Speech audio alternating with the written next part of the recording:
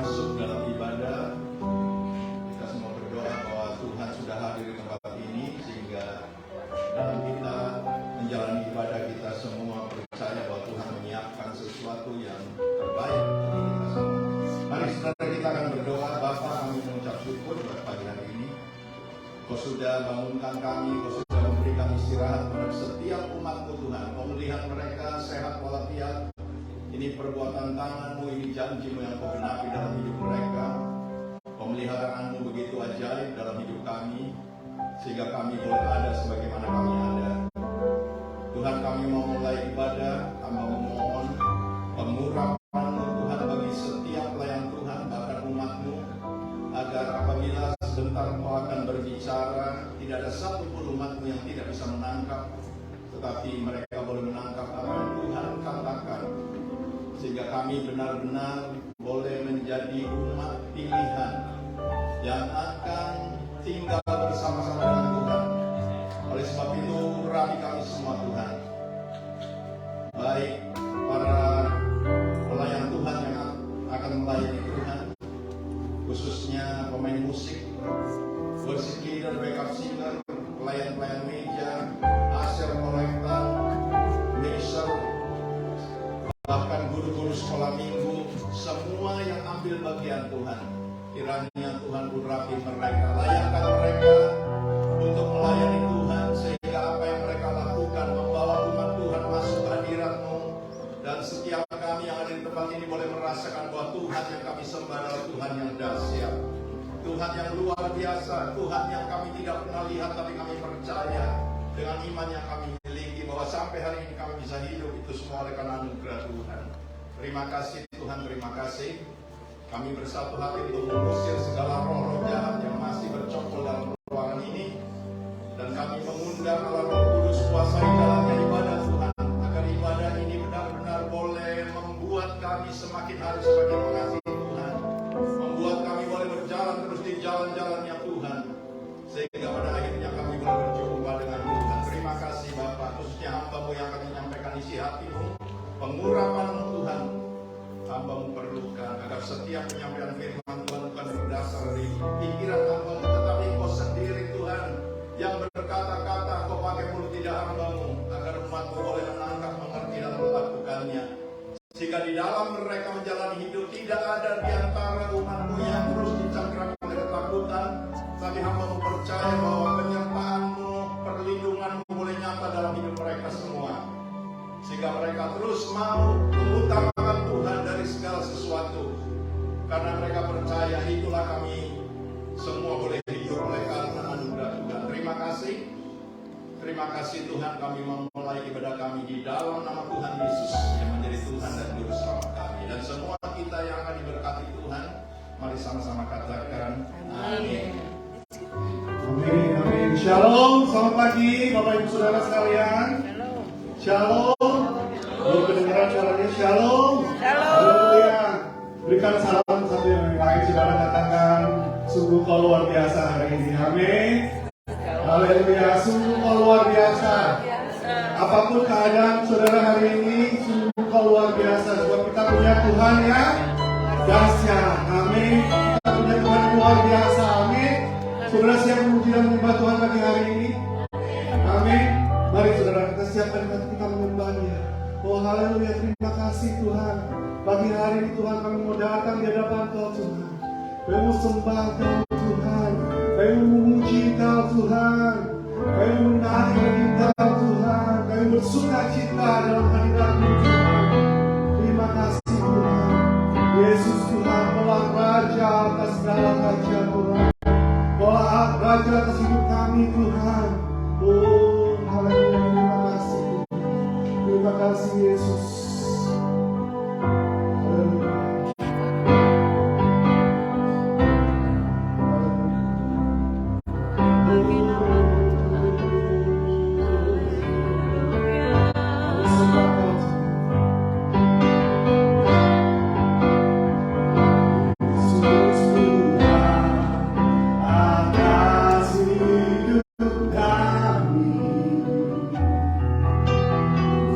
Raja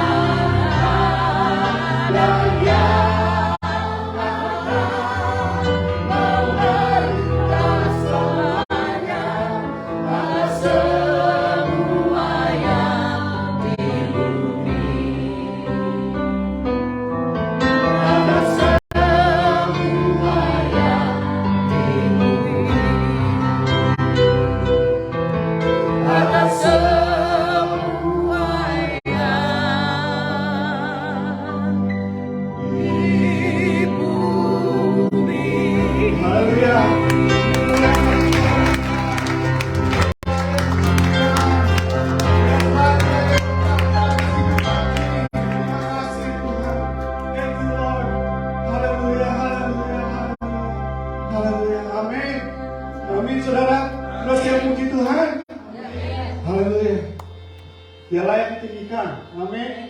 Glory bagi Dia. Berikan nama buat Tuhan.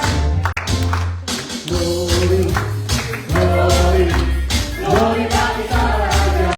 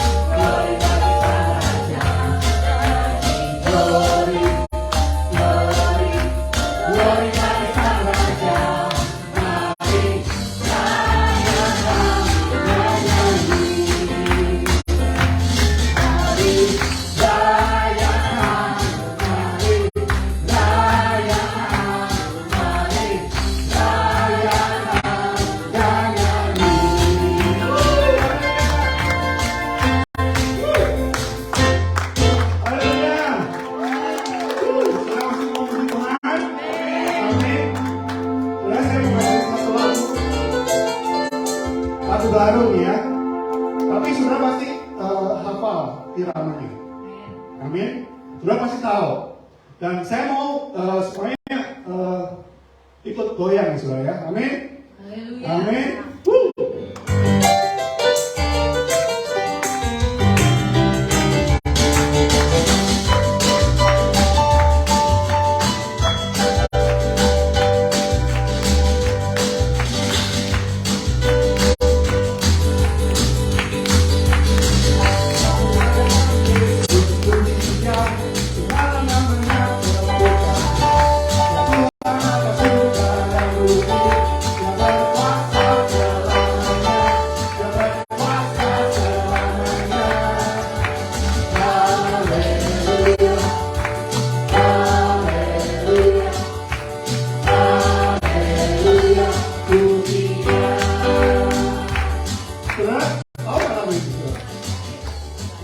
Bambang.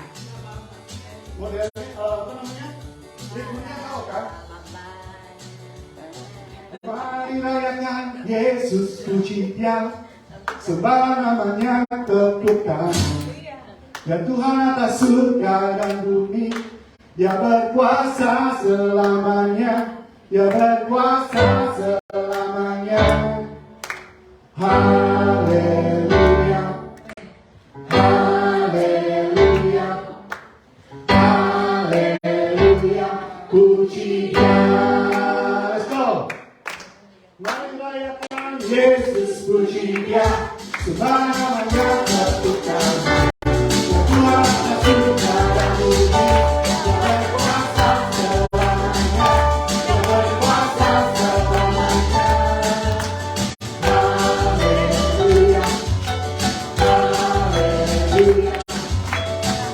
Haleluya, pujinya. Sekarang coba ingat apa gerakannya. Haleluya. Mengandalkan Yesus.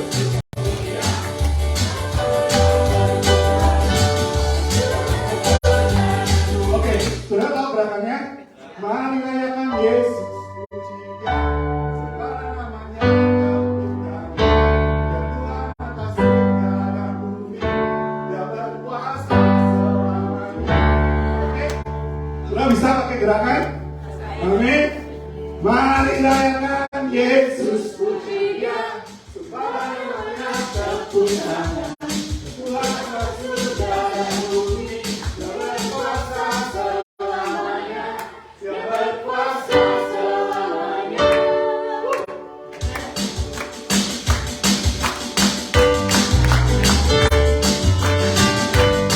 Mari rayakan Yesus.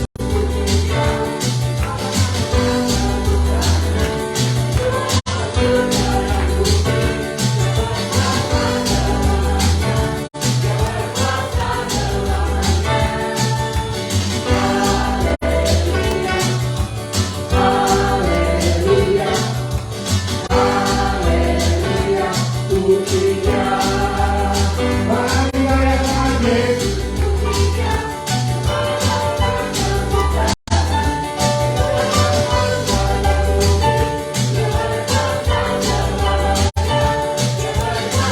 Selamanya. Haleluya. Haleluya. Haleluya. Pujinya.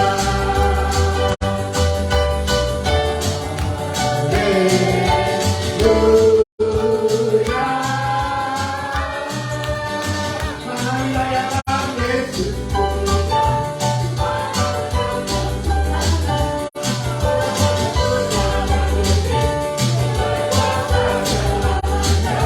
Dia berkuasa selamanya. Haleluya. Haleluya. Haleluya. Pujinya. Mari rayakan Yesus. Pujinya. Segala namanya kepunyaan. Tuhan atas surga dan bumi. Dia berkuasa selamanya. Dia berkuasa selamanya. Haleluya. Haleluya. Haleluya. Pujinya. Haleluya.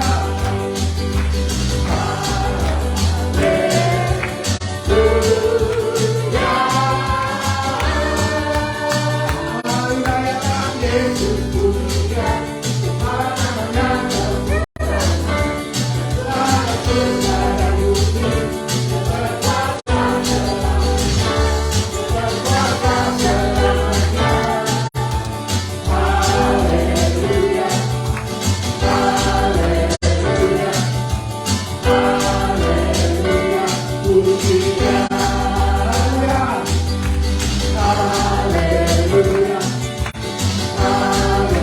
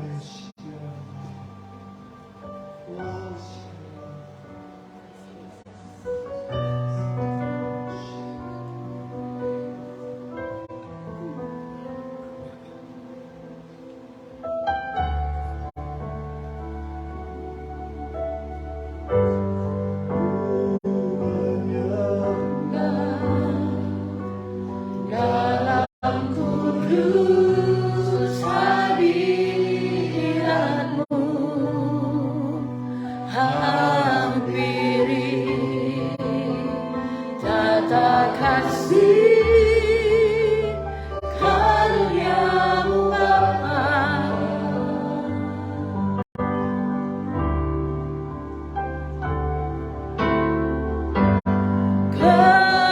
kekuatanku hanya dalam hadirat-Mu, Yesusku, hanya Kaulah segalanya, Kaulah segalanya. Ku yakin Kau hadir di sini, ku rasakan rasa yang tak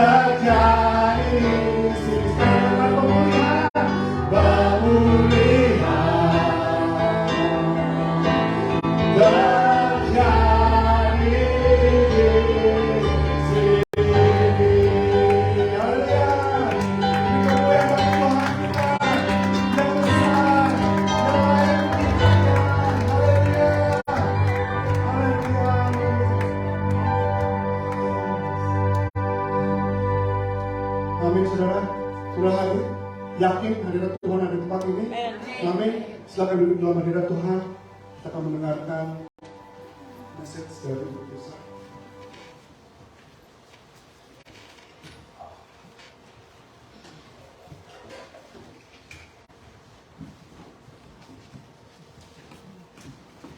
Shalom, selamat pagi Bapak Ibu Saudara yang kasih dalam Tuhan Yesus Kristus, sukacita bagi hari ini. Shalom. Haleluya. Kayaknya masih ada yang nggak tahu setengah sadar apa enggak, saudara pagi-pagi udah lama banget kita. Puji Tuhan. Minggu lalu minggu yang menyenangkan, bukan? Senang nggak? Sukacita semuanya? Ada yang putih-putih, rambutnya walaupun belum putih pakai kena itu, kena biar ketepung. Ada yang kesakitan badannya, main tarik tambang. Tapi yang penting semua sukacita karena Tuhan Yesus kita luar biasa yang mempersatukan. Walau kita udah di sini, kita tetap mengingat akan negara kita Indonesia. Baiklah, pagi hari ini saya akan membawakan bagaimana kita harus atau bagaimana yang namanya memberi itu seperti apa sih? Kenapa kita sih kayaknya kok diingetin terus? Emang kita lupa? Enggak, tapi kita mau supaya kebenaran firman-Nya ada gitu, nggak ada asal jeplak. Kenapa kita memberi itu? Kenapa sih harus atau apa sih yang menjadi rema pada saat kita mau memberi? Firman Tuhan dari Galatia 6 ayat 7 sampai 10.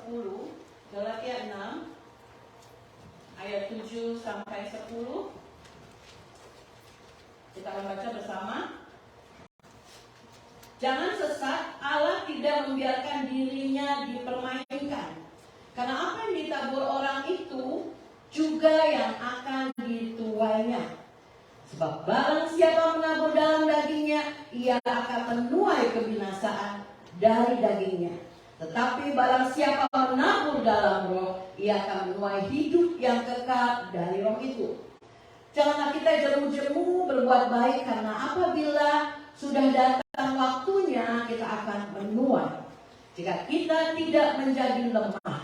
Karena itu selama masih ada kesempatan bagi kita, marilah kita berbuat baik kepada semua orang, tetapi terutama kepada kawan-kawan kita seiman. Amin. Haleluya. Bapak Ibu Saudara, sebuah ilustrasi kalau kita mau tangkap ayam, apa yang akan kita lakukan? Kita kejar ayamnya? Ya kan?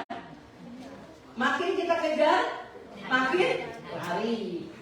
Yang ada kita jadi capek. Karena belum ketangkep, dia larinya lebih cepat dari kita. Kalau yang kerja di daerah Diamond District, di depan Citibank itu ada kecil, taman kecil, burung-burung suka berdatangan. Karena apa? Orang suka kasih roti atau beras, whatever di situ mereka buang, terus burung-burung itu datang untuk makan. Pasti ayam juga gitu. Ketika kita kasih beras, nggak usah dipanggil Bapak Ibu Saudara, dia datangin kita. Benar nggak? Benar? Karena kalau kita kejar, ayam itu makin lari. Kupu-kupu juga gitu. Kalau kita menangkap kupu mungkin agak sulit. Tapi ketika kita nanam bunga, kita nanam sesuatu yang berbunga gitu ya, pasti kupu-kupu akan datang.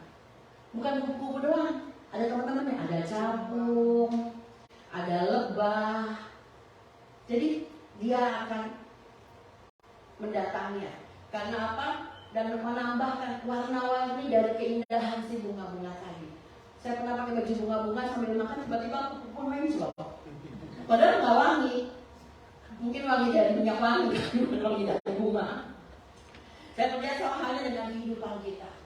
Ketika kita menginginkan berbagai hal-hal baik, kebahagiaan, kita mau keberuntungan, harusnya itu kita lakukan. Kita harus menanam berbagai kebaikan. Kita menanam kebajikan. Kita menanam kejujuran. Kalau prinsip firman Tuhan apa? bahwa apa yang kita tabur itulah yang akan kita tuai. Itu ada di data di dalam Galatia 6 ayat 7. Dan berkat Tuhan itu akan dicurahkan, enggak mungkin saat ini kita nggak rasakan, tapi satu waktu kita akan menuai. Mungkin kita bicara tuaian berarti kita harus menaburnya uang. Bapak Ibu Saudara, kita nggak bicara mengenai uang aja. Waktu kita, pikiran kita, hati kita,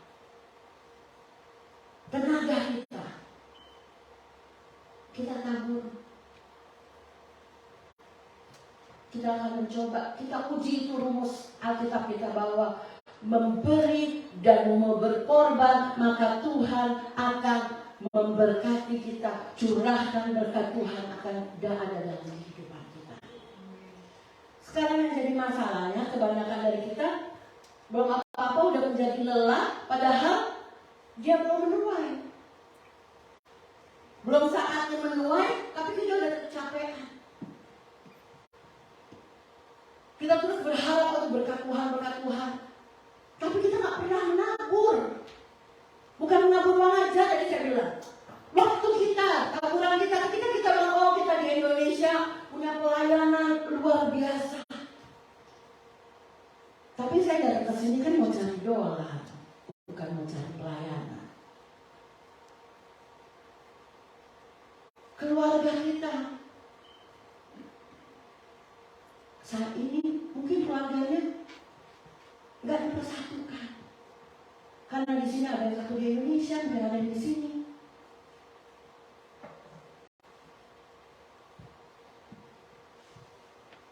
Mari kita pada hari ini kita mau belajar seperti yang dikatakan Rasul Paulus. Selama masih ada kesempatan bagi kita, marilah kita terus berbuat baik.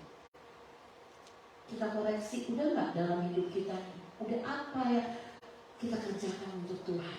Jangan tanya Tuhan dengan apa.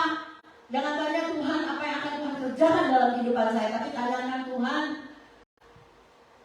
kita kerjakan apa yang bisa kita kerjakan untuk Tuhan. Amin. Sekecil apapun itu Tuhan hargai. Jangan kirain yang cuma masak aja Tuhan nggak melihat. Oh yang berdiri di mimbar itu yang berkatnya lebih besar. No way, Jose. Tuhan memperhatikan setiap pelayanan terkecil sekalipun. Kalau saat ini Bapak Ibu Saudara di luar sana bayar IT guy expensive. Kita punya aset ada Mr. Kyong, Timotius Junior. Oh ya. Nanti Bapak Ibu Saudara lihat bagaimana dia menampilkan cuplikan sukacita kita minggu lalu. Penasaran? Stay tune. Jadi Bapak Ibu, mari kita mau persiapkan apa yang sudah Tuhan percayakan dalam kehidupan kita. Baik itu berkat rohani, berkat materi, segala sesuatunya kita mau lakukan untuk kemuliaan nama Tuhan. Bukan untuk saya pribadi, bukan untuk Pak Yakub, bukan untuk gereja BCC, tapi semuanya untuk kemuliaan nama Tuhan. Ketika kita bersukacita, kita menjadi berkat orang lain. Amin. Mari kita datang pada Tuhan dengan apa yang sudah ada pada kita pada pagi hari ini. Bapak, terima kasih untuk firman yang menyadarkan kami bahwa selagi ada kesempatan bagi kami Tuhan, baiklah kami mau berbuat sesuatu untuk Tuhan. Baik waktu kami, pikiran kami, perkataan kami, bahkan kehidupan kami Tuhan. Sebelum terlambat kami mau berikan untuk Tuhan. Biarlah ini menjadi suatu taburan, menjadi hal yang baik dan bersifat kekal untuk kemuliaan nama Tuhan. Terima kasih Tuhan, dan kami percaya bahwa janji-Mu, jika aku menabur, aku akan menuai pada waktunya. Di dalam nama Yesus, setiap taburan yang kita berikan, kita serahkan pada Tuhan. Haleluya. Kita katakan amin. Puji Tuhan. Sambil persembahan dijalankan, kita akan mendengarkan pengumuman. Seperti biasa, pengumuman minggu-minggu kita bahwa persembahan perpuluhan, mungkin kalau yang di Facebook atau di YouTube bisa lihat ada keterangan di bawah ya, melalui online atau bisa juga melalui persembahan ini.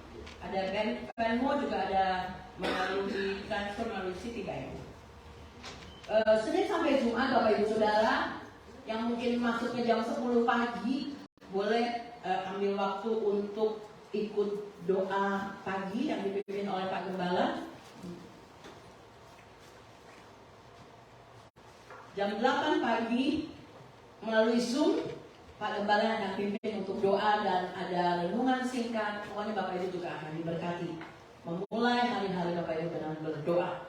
Sabtu pagi doa di tempat ini jam 10 pagi. Sekali lagi Sabtu pagi jam 10 pagi di tempat ini. Hari Selasa malam ada sel group jam 8. Ada sel group jam 8 yang saya pimpin, saya koordinasikan. Ada grup juga, jadi melalui WhatsApp. Kalau ada perubahan atau apa itu melalui WhatsApp. Ada tanya makanan apa kita hari ini? Double porsi. Makanan rohani, makanan jasmani, semuanya lengkap.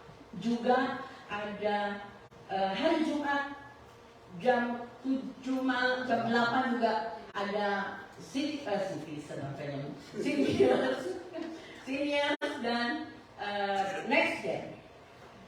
Kemudian hari Minggu dengan luar biasa kita akan beribadah kembali di tempat ini.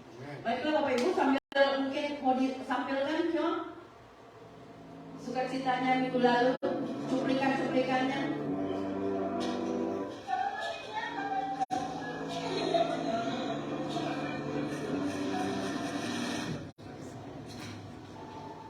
Oh, luar biasa. Bukan dong. Junior.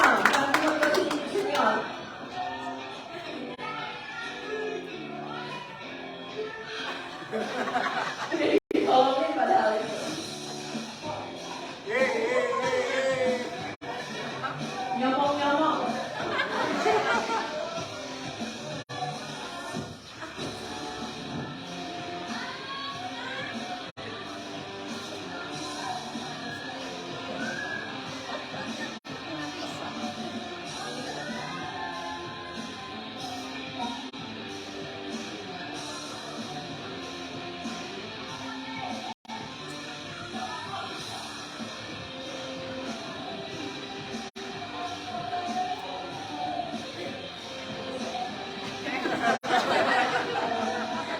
Boleh pakai mulut.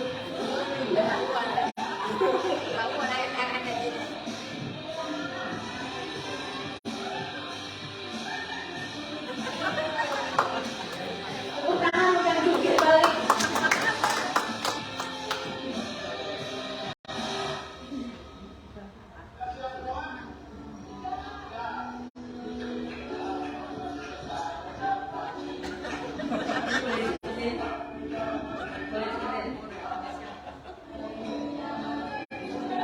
Bukan untuk citizens group.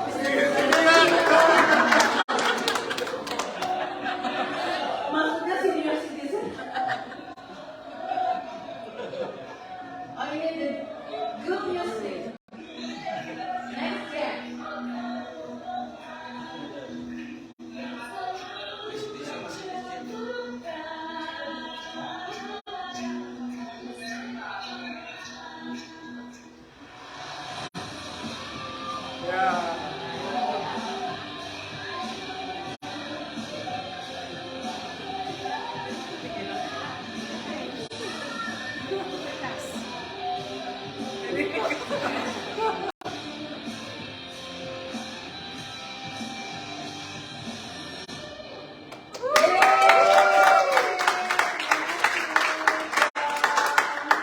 Jangan lupa yang ikut ambil bagian untuk melayani. Kami buka dengan luar biasa pelayanan kita bersama-sama. Amin. Tepuk tangan sekali lagi untuk mereka yang membantu melaksanakan hari ini.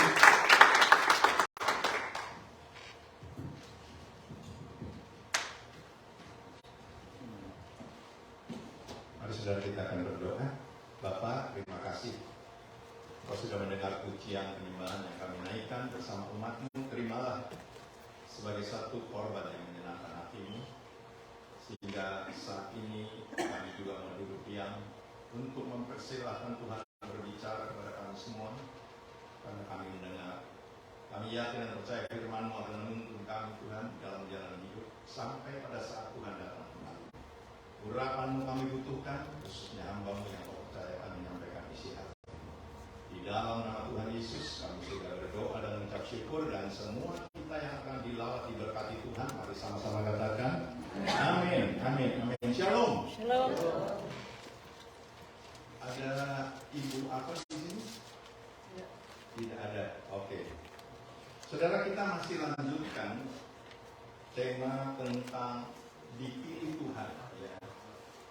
Saya percaya masih banyak hal yang kita harus pelajari bagaimana kita dipilih Tuhan. Ya. Sekalipun firman Tuhan berkata, bukan kamu yang memilih aku, tetapi aku yang memilih kamu, dan aku telah menetapkan kamu untuk pergi dan menghasilkan buah. Jadi, oleh karena kita masih berbicara tentang orang-orang yang dipilih, hari ini saya percaya Tuhan ingin mengingatkan bahwa ada sangat-sangat penting bagi orang pilihan harus bisa menangkap yang namanya sunat. Ya. Apa sih itu sunat? Ya, orang-orang seberang semua melakukan itu, khususnya buat anak-anak laki-laki ya.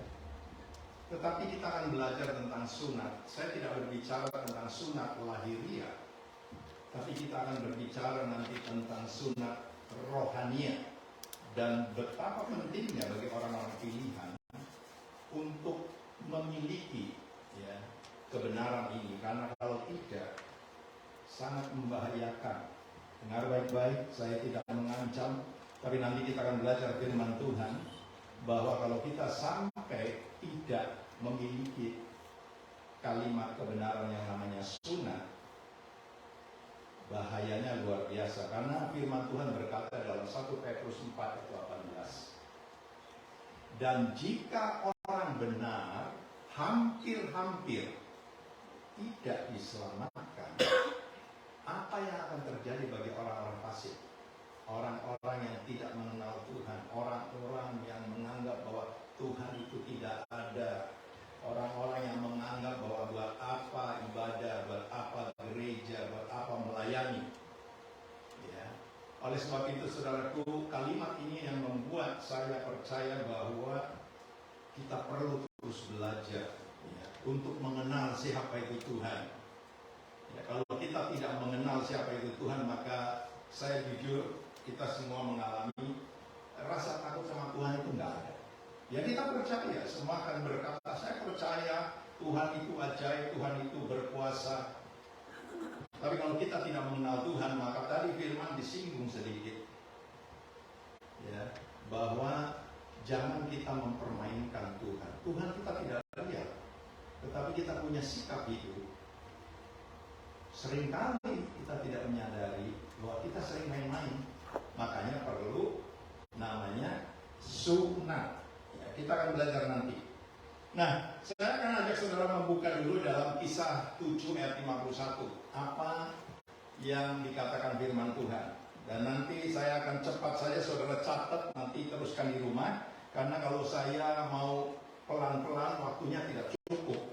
Saya selalu kalau berdiri untuk menyampaikan firman selalu punya rasa khawatir. Khawatir apa? Khawatir nggak bisa selesai.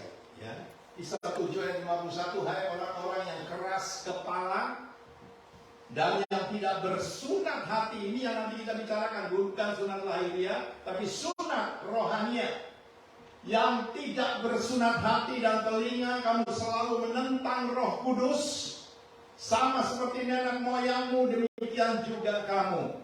Ini Kisah Rasul mengingatkan kembali bagaimana di bangsa yang dikasihi Tuhan, yang sudah Tuhan perhatikan, ya, keluh kesahnya, jeritanya di tanah perhambaan, Tuhan itu tahu bagaimana cara menyelamatkan umatnya, mengasihani umatnya. Itulah sebabnya Tuhan memilih seseorang Ya, nanti saudara, saya akan baca yang namanya Musa. Ya, kita coba buka di dalam Keluaran pasal 3. Cepat saja saya akan baca Keluaran 3 ayat 1 sampai 15. Catat dulu saudara, nanti saudara baca pelan-pelan karena saya akan nanti masuk ada beberapa kata atau kebenaran yang menyangkut tentang sunat. Ya. Oleh sebab itu kita mau belajar Keluaran pasal 3, saya akan baca cepat 1 sampai 15. Adapun Musa, ia biasa mengembalakan kambing domba.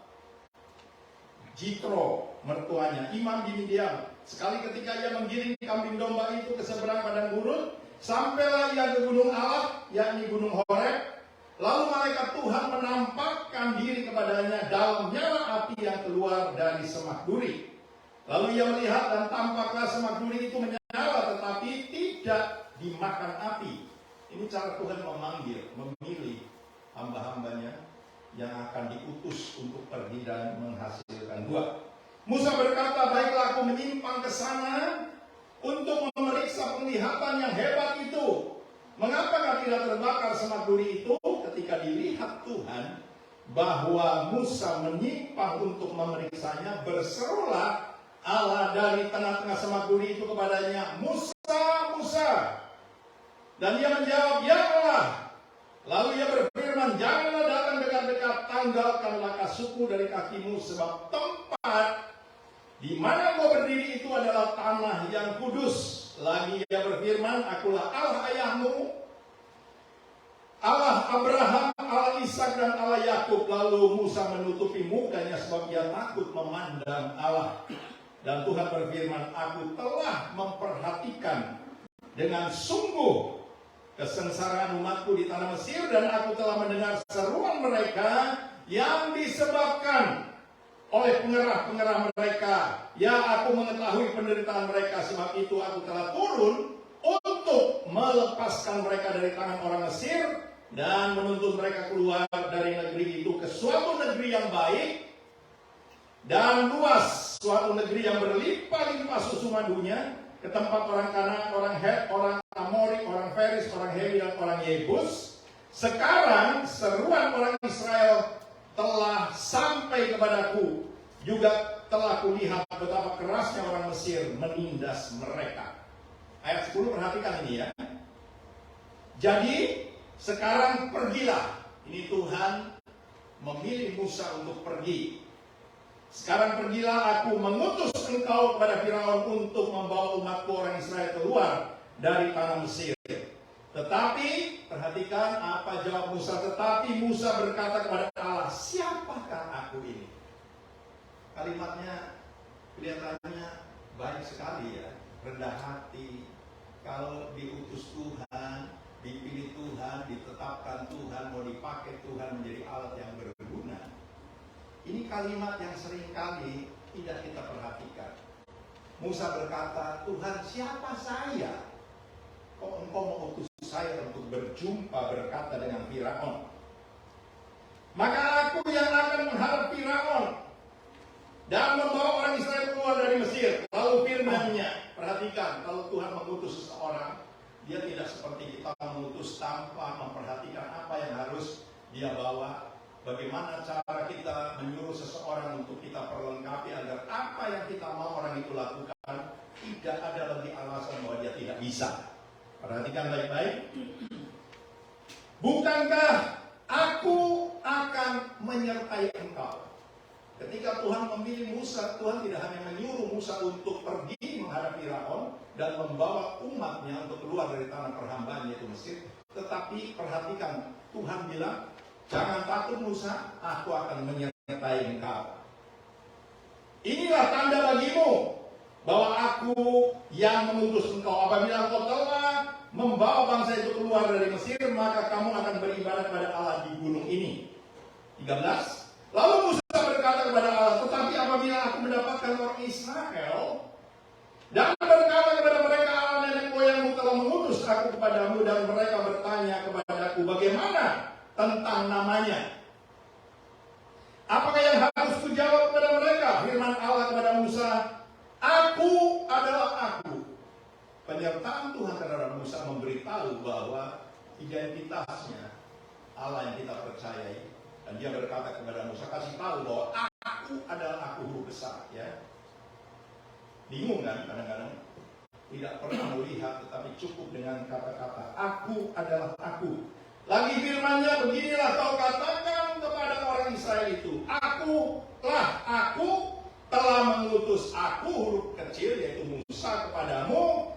Selanjutnya berfirmanlah Allah kepada Musa, beginilah kau katakan kepada orang Israel, Tuhan Allah nenek moyangmu, Allah Abraham, Allah Ishak, Allah Yakub telah mengutus aku kepadamu, itulah namaku untuk selama-lamanya dan itulah sebutanku turun-temurun. Ketika Tuhan memberikan perintah kepada Musa, pertama kita tangkap bahwa dia akan menyertai Musa. Ya, dia beritahu namanya, dan nama yang ajaib. Ya, bagi saudara semua yang percaya dan mengenal Tuhan, ketika engkau punya masalah, engkau cukup berseru dengan nama Yesus. Ya, tapi kalau itu belum terjadi, jangan pernah berhenti. Perlu kita sadari, kenapa Tuhan tidak mendengar doaku? Kenapa Tuhan tidak menjawab? Ada banyak alasan. Mungkin belum waktunya, mungkin kita belum bisa komunikasi dengan Tuhan. Ya, hubungan kita dengan Tuhan perlu kita perhatikan. Sampai kita harus mengambil satu contoh. Kalau aku punya teman, aku punya kenalan, hubungan kita cukup baik. Tidak mungkin kalau saudara berkata kepada sahabat saudara, mengungkapkan segala isi hatimu, persoalanmu, dia tidak dengar dan dia tidak bertindak apa-apa. Tapi kalau sampai benar tidak, perlu diperhatikan ada apa ini. Mungkin saja saya sudah berbuat sesuatu yang menyakitkan hatinya sehingga dia pura-pura tidak dengar, pura-pura dengan banyak alasan dan lain sebagainya, sehingga dia tidak bisa menjawab permohonan kita. Nah, ketika Tuhan mengutus Musa, semuanya Tuhan kasih tahu dulu bahwa aku akan menyertai kamu. Saudaraku, semua kita percaya bahwa Musa itu percaya kepada Allah. Dia dengar itu firman, Musa gak usah takut, aku akan menyertai kamu. Ya.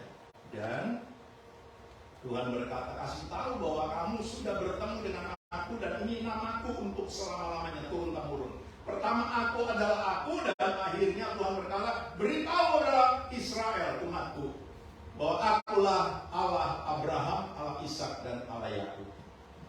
Setelah itu Musa dengar, saya akan ajak saudara melihat pasal yang keempat, apa jawab Musa. Dan saya percaya ketika saudara nanti membaca ini, itu mulai diaplikasikan ini firman dalam hidup pengiringan kita kepada Tuhan. Ya, jadi jangan sampai kita hanya mendengar firman, tahu temanya, oh saya tahu bahwa kita ini semua orang-orang pilihan. Tetapi ingat 1 Petrus 4 ayat 18. Dan jika orang benar hampir-hampir tidak diselamatkan, apa jadinya bagi orang fasik? Orang yang bilang percaya tapi masih suka main-main sama Tuhan dan lain sebagainya. Saudaraku, dengar baik-baik, ini bukan satu penghakiman, tetapi saudara, ketika saya merenungkan di firman, ya, pertama-tama tentunya saya minta ampun sama Tuhan, karena saya juga mengalami hampir-hampir. Saudara tidak akan lihat saya berdiri di tempat ini, karena sudah berulang-ulang. Ya, tentu istri saya tahu, saya sudah hampir bye-bye. Dan akhirnya saya mengambil satu keputusan, minta ampun, dan saya bilang, Tuhan, kalau Tuhan mau pakai hidup saya berikan semuanya. Dan itu yang saya percaya ketika Tuhan mendengar. Itulah sebabnya saudara, saya minta saudara doakan terus untuk saya bisa mengembalakan saudara sebagai gembala, yang tentunya apa yang Tuhan katakan dalam Mazmur 23.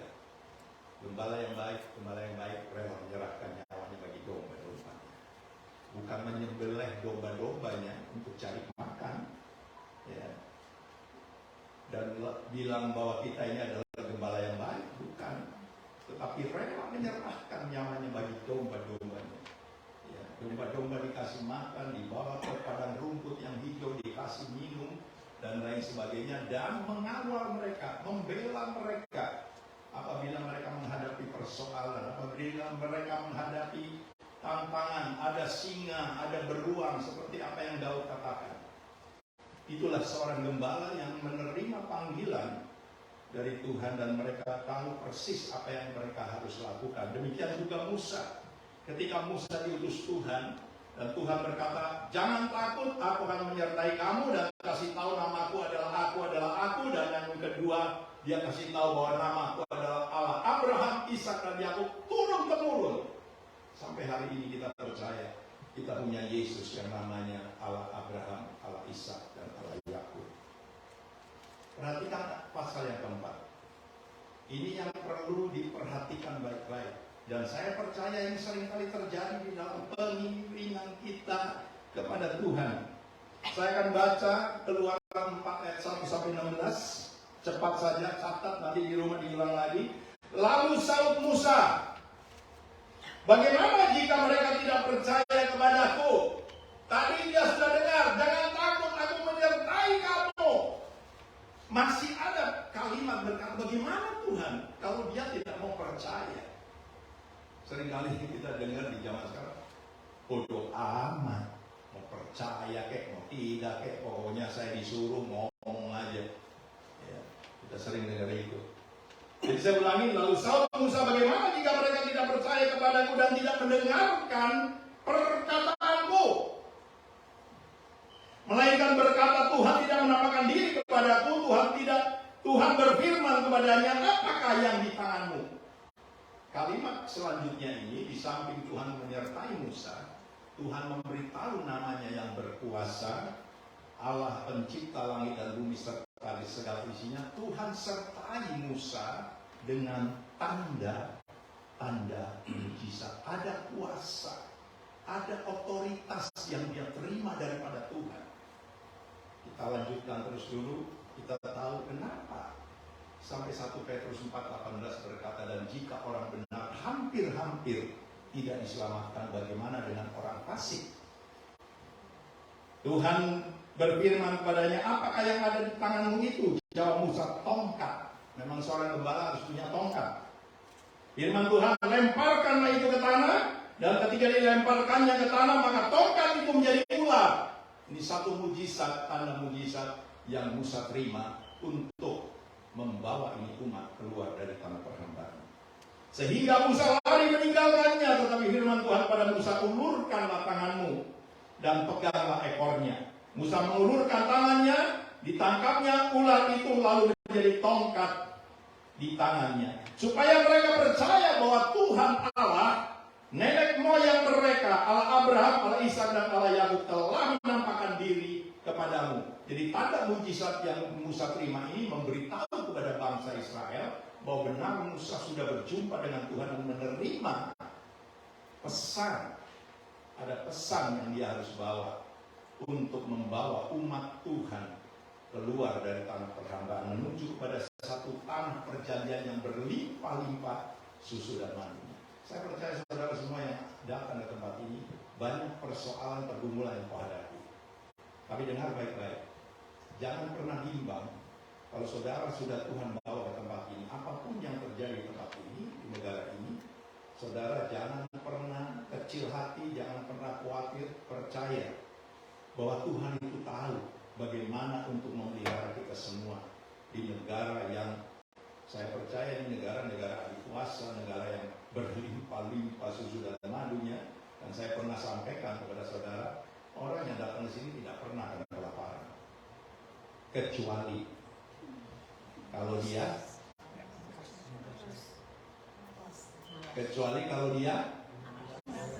nah, kan firman Tuhan bilang, kalau kamu tidak mau kerja, jangan makan. Jadi orang yang datang sini dari bangsa mana saja saya lihat, kecuali orang yang suka tidur di pinggir jalan. Bahkan di Philadelphia sudah dipenuhi orang-orang yang begituan. Oleh karena dia bukan kerja, tetapi dia merusak dirinya sendiri dengan kokain, drug, apa segala macam. Sehingga saya dikirimin di WhatsApp saudara, dia bilang di Philadelphia sekarang dipenuhi orang-orang yang kayak zombie. Ya, kalau jalan, terus kalau mau salaman, nggak tahu gimana caranya dia salaman kalau dia jalan begini. Dia tidak ganggu orang, tapi itulah hidupnya. Jangan sampai hal itu juga hinggap di dalam kehidupan kita. Tetapi saudaraku, saya begitu yakin dan percaya ketika firman ini disampaikan, Tuhan sudah mempersiapkan ya segala sesuatu, apa yang dia katakan dia akan genapi. Saya teruskan. Ayat 6, lagi firman Tuhan kepadanya, masukkanlah tanganmu ke dalam bajumu. Dimasukkannya tangannya ke dalam bajunya, dan setelah ditariknya keluar, maka tangannya kena kusta. Bukan berarti Tuhan menghukum Musa, tapi Tuhan membuktikan bahwa Tuhan menyertai Musa dengan tanda mujizat, supaya bangsa Israel ini percaya bahwa Tuhan sudah berjumpa, atau Musa sudah berjumpa dengan Tuhan, dan Tuhan mengutus Musa untuk membawa ini umat keluar dari tanah perhambaan. Jadi ketika ditariknya keluar, maka tangannya kena kusta putih seperti salju. Sesudah itu firman-Nya, masukkanlah tanganmu kembali ke dalam bajumu. Musa memasukkan tangannya kembali ke dalam bajunya, dan setelah ditariknya keluar, maka tangan itu pulih kembali seperti seluruh badannya. Jika mereka tidak percaya kepadamu dan tidak mengindahkan tanda mujizat yang pertama, maka mereka akan percaya kepada tanda mujizat yang kedua. Dan jika mereka tidak juga percaya kepada kedua tanda mujizat ini dan tidak mendengarkan perkataanmu, maka engkau harus mengambil air dari sungai Nil dan harus kau curahkan di tanah yang kering. Lalu air yang kau ambil itu akan menjadi darah di tanah yang kering itu. Setelah Tuhan berbicara, penyertaan Tuhan terhadap Musa, Tuhan berikan otoritas, Tuhan berikan tahu namanya, Tuhan memberikan mujizat. Perhatikan ini jawab Musa, saudara. Ini yang harus kita perhatikan baik-baik. Jangan sampai hal ini juga hidup di dalam hidup kita. Perhatikan ayat 10 di dalam di dalam Keluaran pasal 4. Lalu kata Musa kepada Tuhan. Kalimatnya ini saya percaya sopan sekali, enak didengar, dan banyak orang terbuai dengan kata-kata ini. Lalu kata Musa kepada Tuhan, Tuhan,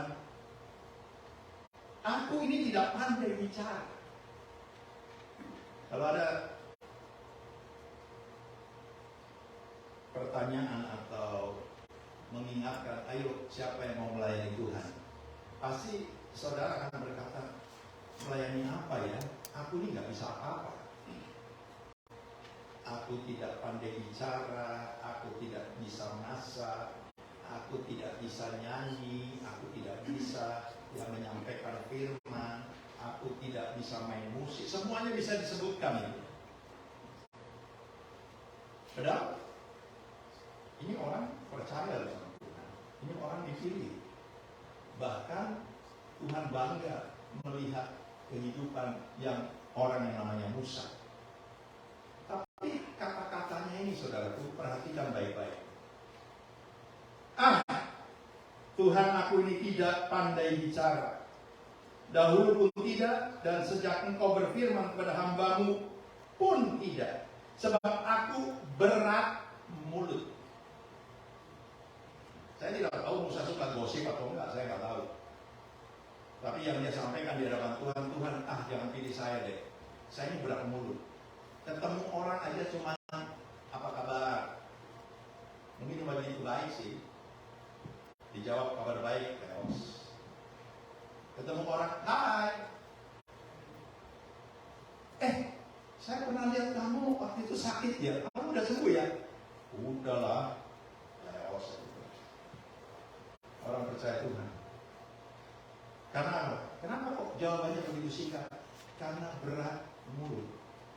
Tidak pernah mau berkata tentang apa yang Tuhan sudah perbuat dalam hidup kita.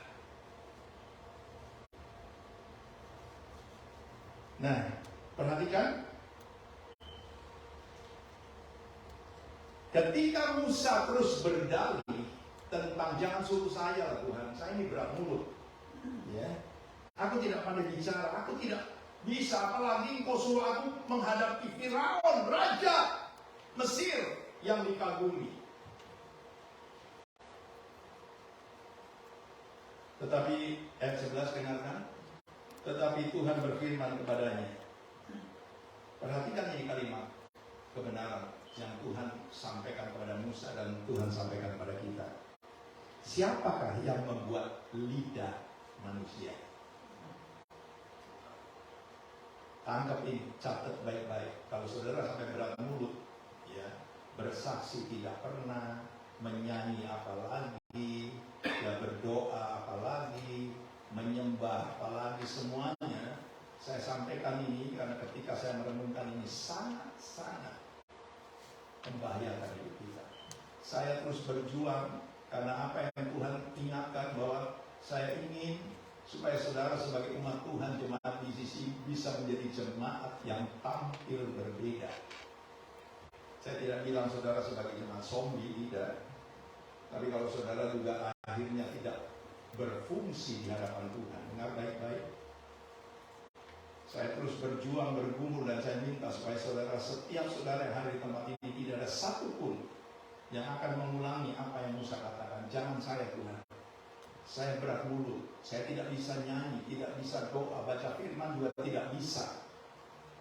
Jangan sampai kedapatan saudara pinter gosip, ya, ngomongin orang dan lain sebagainya. Saya terus mengingatkan ini karena apa? Saya tahu Tuhan sangat mengasihi hidup saudara semua. Jangan sampai hal ini kedapatan sehingga di luar sana orang bilang, iya kalau di gereja kayak malaikat semua. Tapi ketika di luar gereja berubah, bawa itu semua di dalam hidup kita. Kalau ada orang berkata, jemaat misi, ketika saya berjumpa di dalam gereja, mereka semua bisa memberikan dampak kepada orang-orang yang dekat dengan saudara, dan saudara keluar kemanapun, saudara tetap bisa hidupin itu. Ada firman yang berkata di dalam Perjanjian Lama, ada seorang anak Tuhan, ketika dia berjalan, ada 10 orang mendatangi mereka dan menepuk pundaknya dan berkata, aku akan mau ikut sama kamu. Kenapa? Karena orang yang 10 bilang, karena aku tahu ada Tuhan di dalam hidupku. Itu yang membuat saudara sebagai jemaat bisa tampil berbeda dimanapun. Kalau engkau bisa membawa Kristus hidup di dalam hidupmu, baik di tempat kerjaan, baik di Flushing ketika saya berjumpa dengan saudara-saudara semua, kita sama-sama bersukacita menikmati, ya, makanan-makanan yang baru-baru. Nikmati berkat Tuhan, tidak apa-apa. Tapi yang penting jangan sampai kita berkata bahwa kita tidak tahu bahwa hidup kita ini Tuhan yang menciptakan. Kalau sampai kita berkata, jangan saya Tuhan, saya tidak bisa begini, saya tidak bisa begitu, dan saudara masih berani berkata bahwa saya percaya Tuhan yang begitu hebat, ternyata saudara bisa membuktikan kepada orang lain bahwa Tuhan saudara tidak hebat. Karena apa? Saudara tidak bisa berbuat apa-apa, hanya percaya bahwa Tuhan itu ajaib dan hebat. Tapi seringkali kita berkata, Tuhan, telingaku ini loh, kadang-kadang sulit untuk bisa mendengar. Mataku loh sering kelilipan Tuhan, seringkali aku tidak bisa melihat Tuhan. Saya ulangi ayat 11, apa yang Tuhan sampaikan kepada Musa ketika Musa terus berdalih. Tetapi Tuhan berfirman kepadanya, siapakah yang membuat lidah manusia? Siapakah yang membuat orang bisu atau tuli? Membuat orang melihat atau buta? Bukankah aku, yakni Tuhan? Oleh sebab itu pergilah. Aku akan menyertai lidahmu dan mengajar engkau apa yang harus kau katakan. Tetapi Musa berkata, ah Tuhan, utuslah kiranya siapa saja yang patut kau utus. Perkataan, jawaban Musa yang terus berdalih. Dengar baik-baik, ini membuat murka Tuhan menyala-nyala.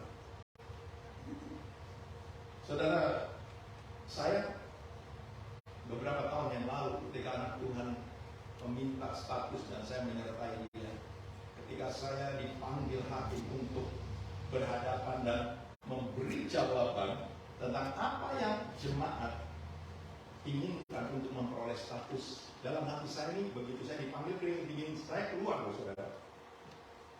Saya tidak juga pandai bicara, apalagi mengenai yang imigrasi, status dan lain sebagainya. Tapi saya percaya bahwa kalau Tuhan menyertai saya, walaupun dengar baik-baik, walaupun ketika ditanya ngomongnya gelagapan, dengar, apakah Tuhan jauh dari hidup kita? Tidak.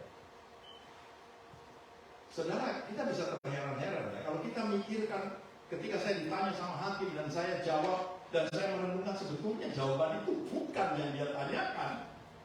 Tetapi puji Tuhan, hakim tidak bilang, "Ayo pastor, you don't know how to answer my question." Untuk tidak bilang, "You are stupid."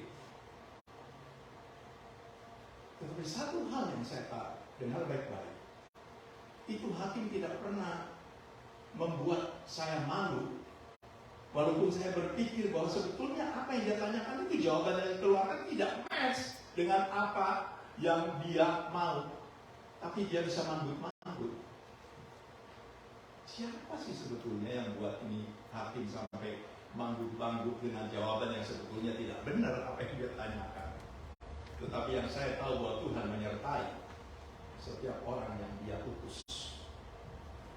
Dan Tuhan bisa mengubah yang tidak mungkin menjadi mungkin. Dan saya benar-benar percaya bahwa Tuhan saudara dan Tuhan saya adalah Allah yang luar biasa. Dan tidak ada satupun jemaat dari manapun mereka, ketika mereka mengajukan status itu, tidak ada satupun yang ditolak. Sampai hakim, setiap jemaat yang ditangani oleh hakim yang terkenal pada saat itu yang namanya Judge Ferris, perempuan, semua lawyer bilang, siapa hakimnya Judge Ferris? Dia langsung seperti orang yang putus asa. Ya, karena apa? Dia tahu jarang sekali ada yang diganti. Tapi ketika Tuhan menyertai seseorang, Tuhan mampu ya mengubah hakim. Kalau saudara kembali baca dalam Lukas 18, orang janda minta pembelaan hakim. Baca itu ulang-ulang. Kalau kau punya masalah, baca itu terus ulang-ulang. Kalau saudara belum mengerti, jangan pernah berhenti. Kalau hakim yang lalim, hakim yang tidak menghargai orang, tidak pernah mau membela perkara orang yang tidak takut sama Allah saja, bisa membenarkan seorang janda yang meminta pembelaan. Disitulah kita tahu bahwa apalagi Tuhan yang mau percayai, dia mampu melakukan seperti hakim yang lalim itu, bahkan lebih. Ini yang membuat murka Tuhan menyala-nyala ketika kita tadi disinggung mulai bermain-main sama Tuhan. Kita bilang percaya, tapi kalau Tuhan berfirman, berkata, kita masih, Tuhan jangan saya Tuhan. Saya begini, saya begitu, macam-macam. Saya tidak punya waktu, saya bekerja, nanti bos saya marah, nanti saya begini, macam-macam. Dengar baik-baik. Itulah sebabnya saudara perlu sunat. Tahu kata sunat harus dikerak. Kolose berkata di dalam pasal 3, matikan itu semua. Yang itu bisa menjadi batu sandungan dalam hidupmu. Ketika kau berkata, kau percaya kepada Tuhan, Tuhan mampu melakukan segala sesuatu yang tidak mungkin bagi manusia, tapi bagi Tuhan mungkin. Tapi seringkali kita bermain-main, Tuhan jangan saya. Saudaraku yang Tuhan kasih, buang itu semua. Terima Tuhan. Dan citakan Tuhan, ini aku.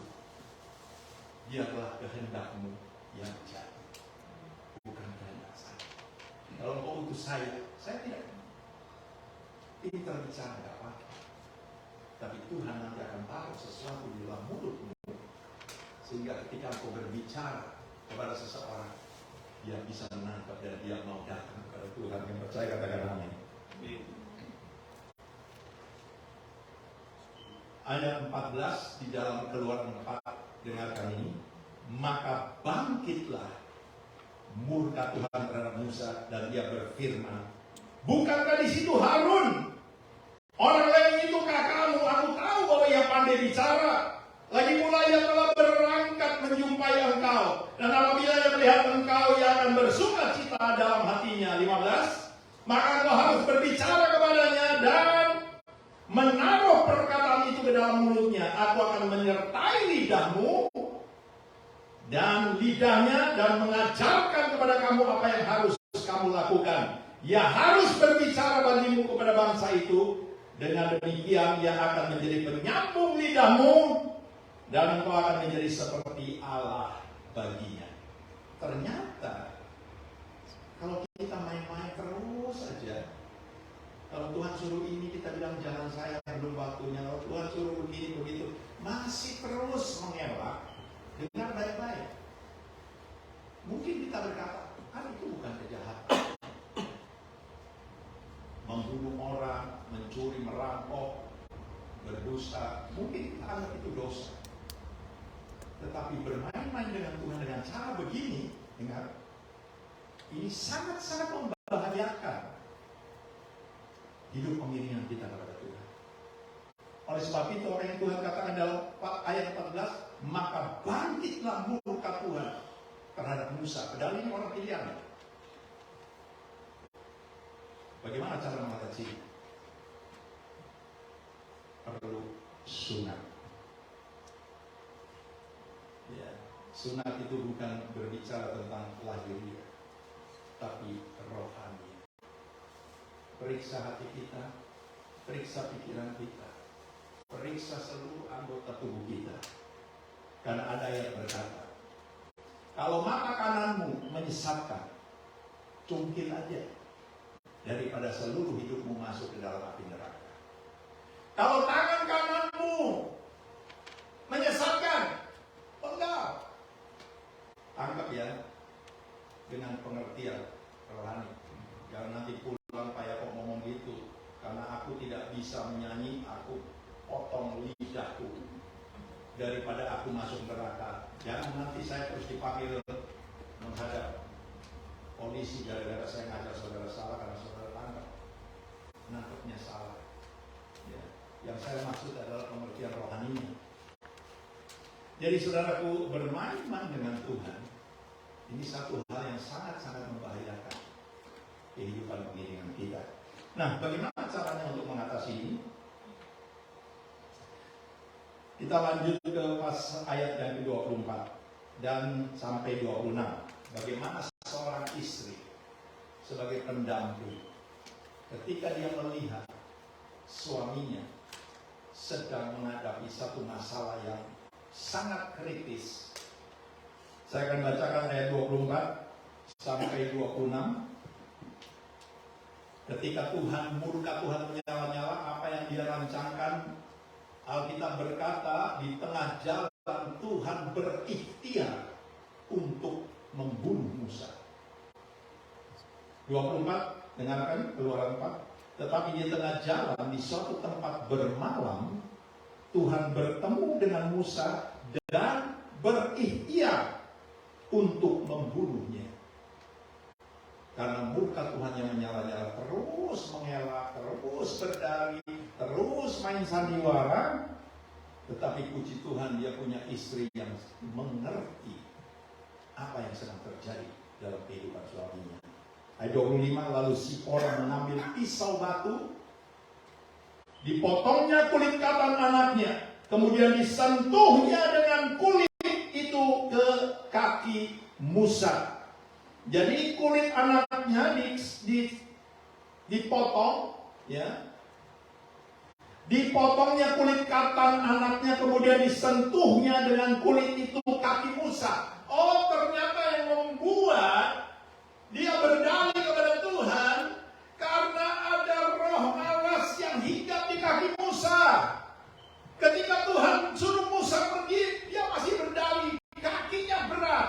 Bukan hanya lidahnya, bukan hanya mulutnya, kakinya berat. Jangan sampai ini hinggap di dalam hidup kita. Kalau mau ibadah kaki ini, udah beli sepatu baru, begitu dicoba kemarin enak, tapi begitu mau ke gereja dipakai, aduh kok sakit ya. Pilih, akhirnya udah telat, akhirnya ada suara udahlah minggu depan aja. Seringkali terjadi demikian. Ada banyak yang kita tidak sadari. Banyak. Makanya perlu diperhatikan. Jangan sampai ini menjadi sesuatu yang biasa. Dan ayat 26, saya teruskan dulu, ketika dipotongnya kemudian disentuhnya dengan kulit itu kaki Musa sambil berkata, sesungguhnya engkau pengantin darah bagiku. Lalu Tuhan membiarkan Musa pengantin darah, kata Sipora waktu itu, karena mengingat sunat itu. Nah, sekarang kita mulai mengungkap apa sih yang disebut sunat. Bukan sunat secara lahiriah di zaman itu, tetapi kalau Yohanes 15, kalau kita baca bahwa akulah pokok anggur dan kamulah ranting-rantingnya. Ketika kita ada di dalam, tertancap di pokok zaitun, pokok anggur, yaitu Tuhan, seringkali Tuhan perhatikan bahwa ada ranting, ya, nancap sih, tapi tidak menghasilkan buah. Tuhan tidak biarkan itu. Kalau saudara baca di dalam Yohanes 15, Tuhan bilang ranting yang tidak berbuah harus dipotong. Karena apa? Itu menjadi virus bagi ranting-ranting yang lain. Saudara renungkan itu, baca. Dan Tuhan bilang apa? Setiap ranting yang tidak berbuah dipotong. Tidak sayang Tuhan. Tapi setiap ranting yang berbuah dibersihkannya supaya dia lebih banyak lagi berbuah. Makanya perlu yang namanya sunat. Jangan kita takut, ya. Jangan kita merasa rugi kalau Tuhan mau mulai bekerja dalam hidup kita untuk membersihkan hidup kita supaya hidup kita bisa dipakai untuk menjadi berkat bagi banyak orang, sehingga namanya Tuhan dipermuliakan. Terkadang Tuhan izinkan kita rela berkorban, dipotong ini, dipotong itu, seperti anggota tubuh. Daripada semuanya masuk neraka, mendingan ada yang harus dipotong, ya sudah, kita relakan. Itulah sebabnya saudaraku, apa yang Tuhan katakan, perlu sunat, yaitu sunat rohani. Kalau ada hal-hal yang menyandung di dalam kita mengikut Tuhan, kita tidak bisa menyenangkan hati Tuhan, mari kita renungkan. Supaya kita minta, Tuhan, saya sudah mendengar firman-Mu, saya berani melepaskan ini, memotong ini, sekalipun secara fisik. Secara pikiran kita, saya rugi, gak apa-apa. Tetapi kita bisa mendapat segala-galanya apa yang Tuhan janjikan dalam hidup kita. Saya akan tutup ini dalam Filipi pasal 2. Apa yang Tuhan sampaikan. Filipi pasal yang kedua, ayat yang ke-5 sampai 11, dengarkan baik-baik. Sunat. Demikian firman Tuhan. Hendaklah kamu dalam hidupmu bersama menaruh pikiran dan perasaan yang terdapat juga dalam Kristus Yesus. Apa sih yang terdapat dalam pikiran dan perasaannya Tuhan? Kalau nanti kita teruskan ini, karena Tuhan mengasihi saudara dan saya, dia rela tinggalkan patahnya. Dia rela lepaskan mahkotanya. Dan dia tidak menganggap bahwa dia itu Allah. Ya, tetapi dia merendahkan diri turun ke dalam dunia dan hidup seperti saudara dan saya sebagai manusia daging. Dan dia taat sampai mati. Karena apa? Karena dia mengasihi saudara dan saya. Dan dia rela menyerahkan segala-galanya supaya saudara bisa hidup, saudara bisa menikmati janji Tuhan. Dan kerinduannya Tuhan bagi saudara yang hadir di tempat ini, tidak ada satu pun yang tidak akan tinggal bersama-sama dengan Tuhan. Tapi kita semua, Tuhan sudah bilang, aku kembali kepada Bapa untuk menyediakan kamu tempat. Ada di dalam rumahku ada banyak tempat tinggal. Oleh sebab itu kita berjuang, ya, untuk bisa dapat rumah di surga. Berbahagialah setiap umat Tuhan yang akhirnya bisa tinggal bersama-sama dengan Tuhan.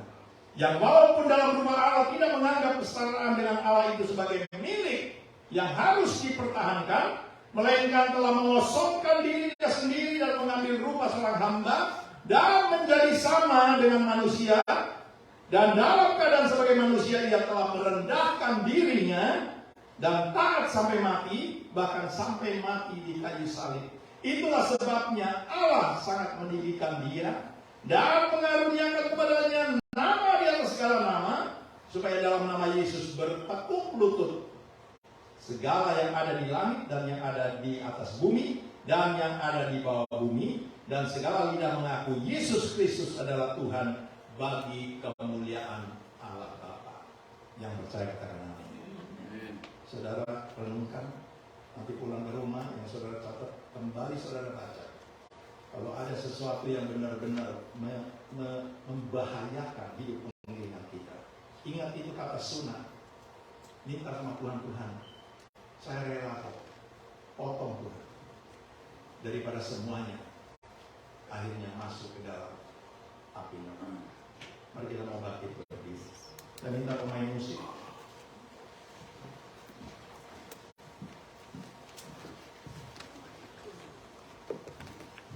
Kita akan nyanyi lagu itu apapun yang terjadi. Ya, sekalipun kita harus rela berkorban, karena itu semuanya untuk kebaikan kita. Tuhan tidak pernah akan mencelakakan saudara dan saya, tetapi Tuhan mengingatkan supaya jangan sampai hal ini terjadi dalam hidup kita. Haleluya. Apapun yang terjadi dalam hidupku ini, tak pernah ku ragukan kasih-Mu Tuhan.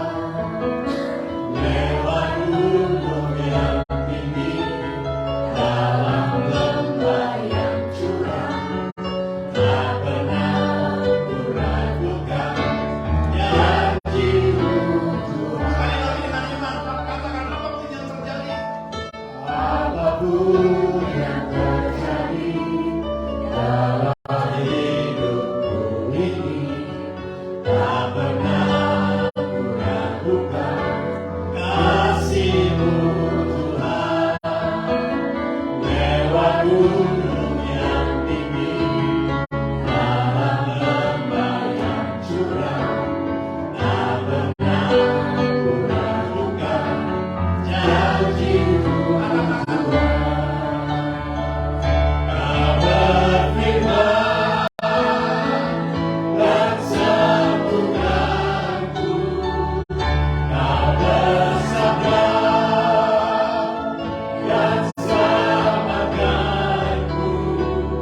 Tiada yang mustahil bagimu, Yesus ku percaya. Dengan iman katakan, Kau berfirman dan sembuhkanku.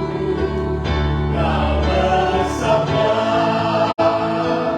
dan selamatkanku. Tiada yang mustahil bagimu, Yesus ku percaya padamu. Kata terakhir, kita membuktikan bahwa kita percaya Tuhan. Dan kita berkata, Tuhan, aku tidak menuntut untuk berjumpa melihat Engkau dengan mata jasmaniku, tapi cukup firman-Mu itu adalah kebenaran.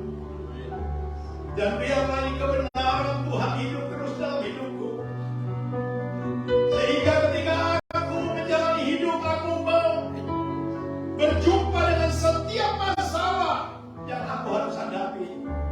Di situ aku percaya bahwa firman-Mu sanggup memerdekakan hidupku. Firman-Mu sanggup menuntun aku, Tuhan, untuk melewati lembah-lembah kekelaman. Firman-Mu mampu mematikan segala keinginan dagingku, Tuhan. Terpujilah nama-Mu kekal sampai selama-lamanya. Bapa, hamba berdoa karena kasih firman yang Kau sudah sampaikan kepada umat-Mu di sisi yang Kau kasihi. Biarlah firman yang sederhana ini benar-benar boleh hidup dalam hidup mereka, rumah tangga mereka, anak mantu dan cucu mereka. Sehingga janji-Mu Tuhan bahwa Engkau akan membawa kami ke tanah perjanjian, ke tanah yang berlimpah-limpah susu dan madunya, itu benarnya pada hidup mereka. Sehingga mereka tidak